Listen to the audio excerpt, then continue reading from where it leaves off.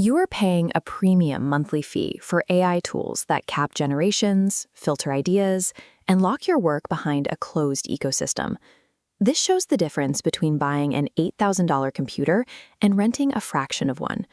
You do not need to purchase the entire mansion, you only need to rent a single room for the specific hours you use it.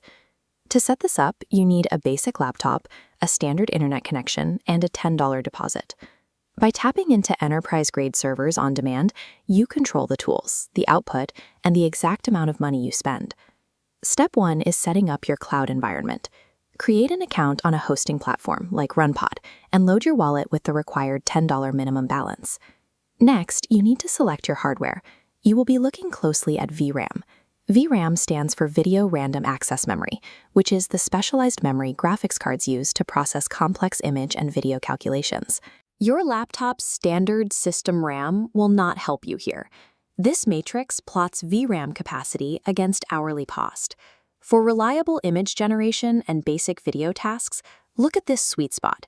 You want between 24 and 48 gigabytes of VRAM, which typically costs between 70 cents and $1.60 per hour.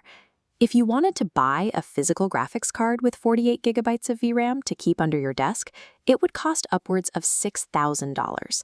Your objective is simply to find the cheapest server that has enough memory to hold the specific AI model you want to run. With your hardware selected, it is time to deploy the software. Search the platform's template library and select the official Comfy UI template. Before you launch, you need to address a common error that causes the system to crash: running out of disk space. This data storage bar illustrates the default setting. Expand the workspace volume from the default 50 gigabytes into the safer zone of 100 gigabytes.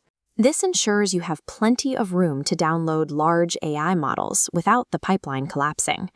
Now, deploy the pod. Once it boots up, open the system logs.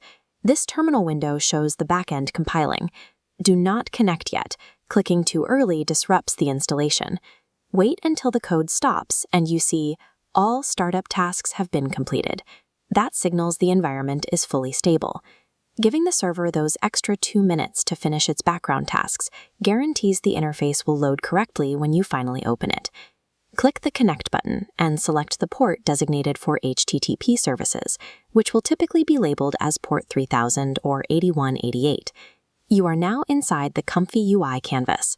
You will see a web of connected boxes, known as nodes. This is a pre-built foundation, so leave the connections exactly as they are. Direct your attention to the primary input box labeled Prompt. Type in a detailed description to test the system.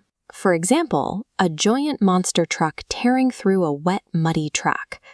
This flowchart visualizes what happens next.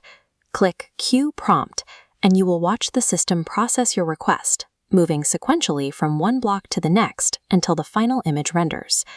The wiring might look complex, but by focusing on the input text and the Q button, you can operate the interface immediately. The output is a crisp, high-resolution image generated entirely without content filters or strict usage caps. This animation shows the cost of that generation.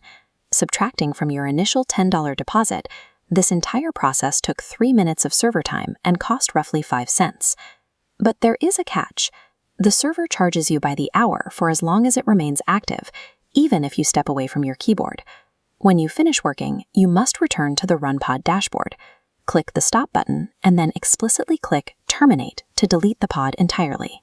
This is the only way to completely sever the billing cycle. You now know how to bypass monthly fees, control your operational costs, and generate unrestricted media on demand. Next, we apply this exact same framework to start rendering full AI video.